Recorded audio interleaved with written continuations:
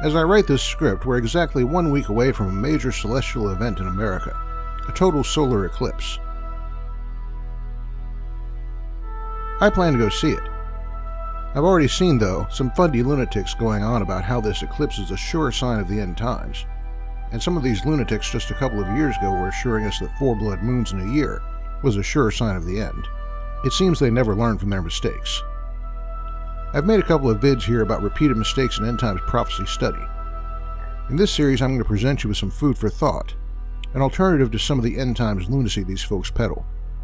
And I'll illustrate it with an example that's in accord with what vid number this is on this channel, 666. It's no big secret that many popular prophecy teachers link this number from Revelation to some future world leader. The way they work that out can vary, but it boils down to that the numbers are equated with the value in a name. Whose name it is depends on who you ask. One name that is sometimes mentioned is this fellow, the Emperor Nero. It's widely acknowledged that a certain variation of his name does match up with the mathematical equivalent of 666. But it's also said that he was a precursor of a future leader with the same number value.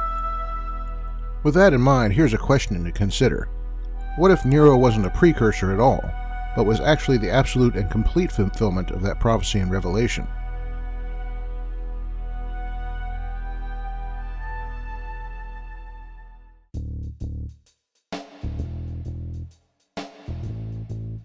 The view I refer to here, and the view I hold to, is called preterism.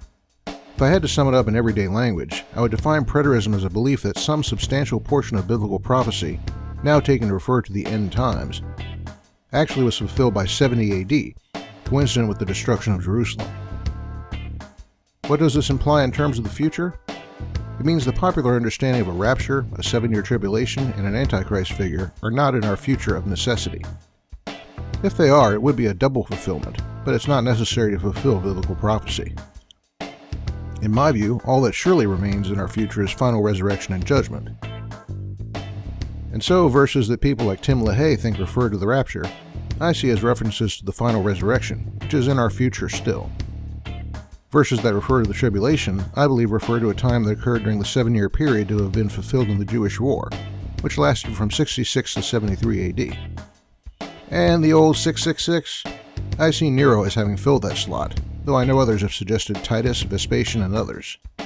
I do see roles for Titus and Vespasian in the fulfillment of prophecy, though. And finally, in my view, we are now in the millennium of Revelation 20. Hey, wait a minute. Is this some kind of weirdo view? Well, if you count this guy as a weirdo, and this guy as a weirdo, I suppose it is. Even so, folks like Tim LaHaye often do think preterists are weirdos, but I also find that they're fairly misinformed about what preterists like me believe. In any event, this series will be all about giving you an introduction to the preterist view, and then you can decide for yourself if I'm, one of these. See you next time.